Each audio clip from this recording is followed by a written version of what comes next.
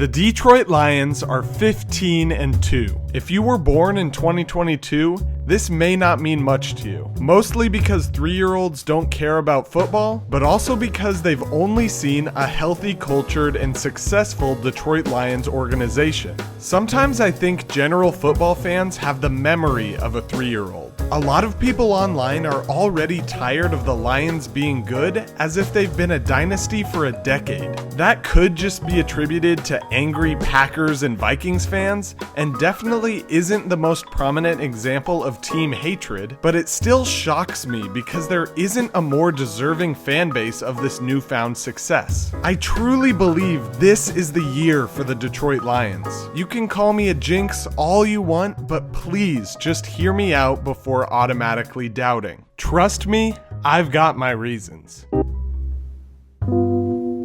I want to weed out some Lions haters before I dive into the absolute biggest thing that sets the Lions apart from every other team. The Lions are 15-2 this season. That's a franchise record, even if we ignore the 17th game and revert back to the old 16-game season. The Lions have never won 14 games in a season. They've also never won 13 games in a season, and excluding last year, they haven't won 12 games since 1991. Detroit has lost double-digit games in 23 different seasons, including a 6-year streak from 2001 to 2006. This season and last season are the first time they've ever had back-to-back seasons with 10 or more wins. The sad stats just stretch on and on and on. They're never ending. I say all of this just to emphasize that Lions fans sort of deserve to be as obnoxious as they want. They've known absolutely nothing but straight suffering for decades and decades. Let's get into what sets the Lions apart from everyone else in the NFL. It's not Jared Goff, although I'll talk about him later. It's not Jahmyr Gibbs, even though he just hung 4 touchdowns in the brutal execution of the Vikings. It's not even a player on the team. I'm talking about Dan Campbell. This man has been crowned the savior of Detroit and quickly cemented himself as the most feared coach in the league. When Campbell accepted the head coaching job in Detroit, he didn't just sign a contract. He made a promise that everyone who dared to doubt him, wrong him, or oppose him in any way would be humiliated to the highest degree possible.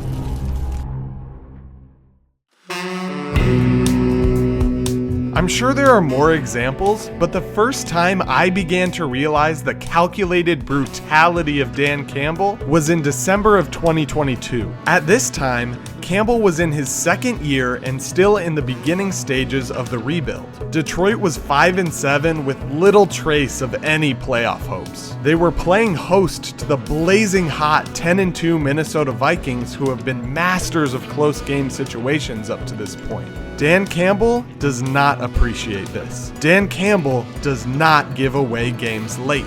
The Lions led this game by 15 points at multiple times, but Minnesota made it a one-score game with just a few minutes left. The Vikings have been here before. Kirk Cousins has spent the year leading game-winning drives left and right, but those wins weren't against Dan Campbell. Those wins were against cowards. Teams that are willing to lay down and let you use your timeouts to get the ball back one final time. Dan Campbell is not interested in that.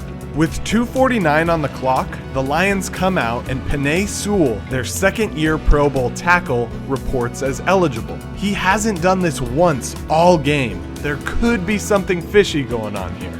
They end up snapping the ball and just running it up the middle for 1. Nothing special. Second down is more of the same, short run for 2 yards. Now it's 3rd and long with 2 minutes left. Minnesota is still holding on to 2 timeouts, so they're very much still in this game. Let's take a second to think about what Dan Campbell should do here. This is my highly scientific graph that measures the rough likelihood of the play being called and what level of cowardliness I'd give it. For example, I'd say there's a good chance a normal coach decides to throw to a wideout or tight end.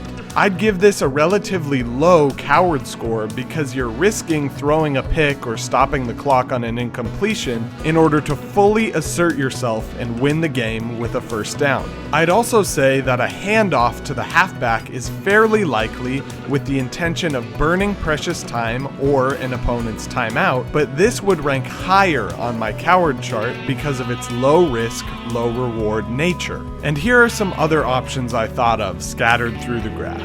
There were 10 other instances of roughly this same situation back in 2022. Of the 10, 6 teams opted to run the ball, either with their running back or quarterback.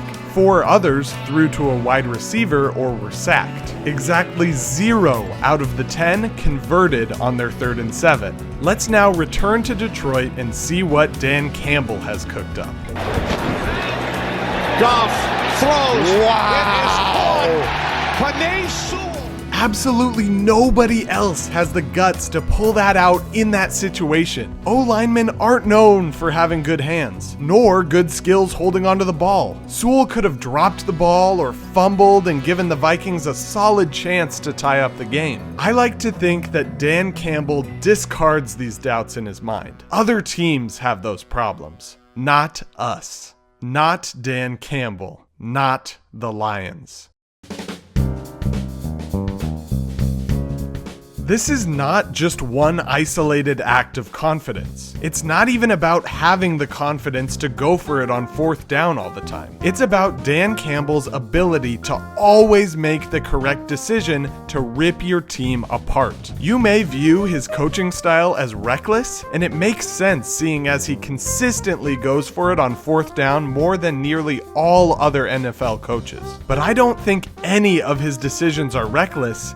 Rather, I think they're perfectly calculated to maximize win percentage. Don't just take my word for it though. Let's see the numbers. There's a free online calculator developed by sports analyst Ben Baldwin that can give us a pretty accurate look at what a team should do on 4th down. Using a 12-game sample of play-by-play data from NFLsavant.com, I plugged in every Lions 4th down situation to the calculator and compared its suggestion to the actual decision made by Campbell and the Lions. Out of the 71 4th downs compiled, Campbell punted 37 times, attempted 19 field goals, and went for it 15 times. He made the correct decision, according to the computer, 90% of the time. That's a very high figure that's made even more crazy when you realize that the computer approves of all 15 of his decisions to go for it. Statistics think even the most ballsy 4th down coach isn't going for it enough.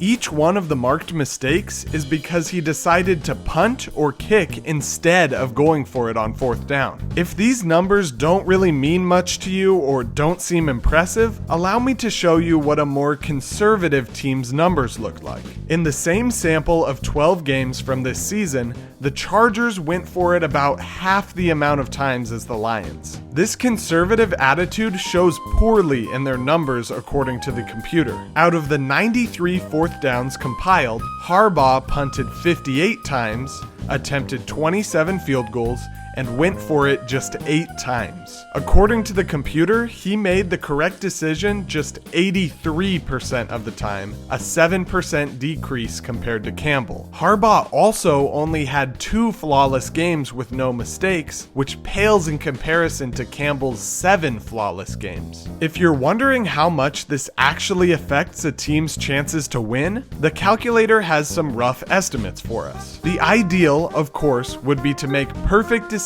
and not take anything away from your team's winning chances. Therefore, the best possible season score for this metric would be a flat 0% taken away from win probability. Here is Harbaugh's total score graphed game by game compared to Campbell's. As you can see, Harbaugh's worst game by far was actually the first game of the season, where his 4th down decisions cost the Chargers 11% of win probability across the game. On the other side, Campbell's worst game wasn't actually that much better than Harbaugh's, where a call to punt from the opposing 41-yard line cost them a whopping 6% win probability. But aside from that one rough game, Campbell's record is strikingly clean. It's no wonder they lost that game to the Bucks, but won every single other game sampled, meaning they went a perfect 7-0 in the 7 perfect games that Campbell called. Now, this computer metric I'm using is by no means perfect. There are certain factors like momentum, matchups, and injuries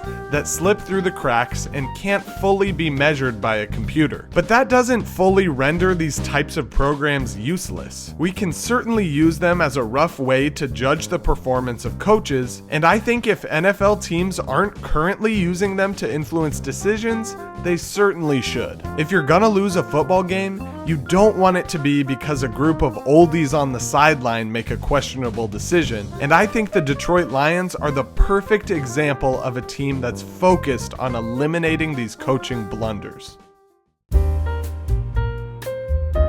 Incredible coaching may be one of the biggest factors that sets the Lions apart from the rest of the league, but it's definitely not the only reason I think this is their year to finally win the Super Bowl. You could argue this also ties into coaching, but these players are fully bought in and resilient as all hell. Veteran Lions like Taylor Decker have been through it all during the losing seasons and have stuck around through every single one of them. It's these vets, along with the coaching staff, that can be partially credited with young superstars like Amon-Ra St. Brown and Jahmyr Gibbs breaking out and outperforming expectations. This whole team plays with cohesiveness unlike anything I've seen before. It's obvious that their culture on the field and in the locker room is absolutely top tier, and it doesn't hurt when your quarterback is still one of the most underrated players in the entire league. Jared Goff has nearly 1,000 more passing yards, 9 more passing touchdowns, and 2 more wins than MVP frontrunner Josh Allen of the Bills, but Goff has plus 13,000 odds to win MVP. I understand that there are other factors that go into deciding the MVP, but Jared Goff deserves his flowers. The guy is an absolute stud. Let's also not forget that en route to a league-leading 15 wins, the Lions have dealt with more injuries than any other team. Detroit spent much of the end of the season with 20 or more players on injured reserve, including star defensive end Aiden Hutchinson and their second leading rusher David Montgomery. Despite this, they pulled off key late season wins against the Packers, 49ers, and Vikings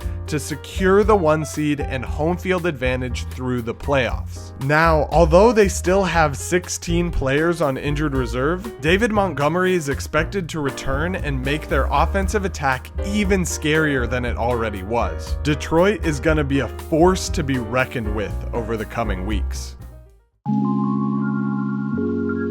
If you're still doubting my admittedly bold claims, I understand your hesitancy. Most of these Lions players don't really have all that much playoff experience other than what they gained last year. But it's obvious they belong where they're at, and their offensive leader does have 8 career playoff starts under his belt if you're worried about experience. I can also understand if you want to argue that there are AFC teams that should be able to topple Detroit in the Super Bowl. I just think they can match up in talent, and there are team culture and coaching reasons that will, in the end, give the edge to the Lions. I don't care if it's presumptuous and inflammatory. I believe this team will hoist the Lombardi in February, and I think the 70,000 fans about to pack out Ford Field will certainly agree with me.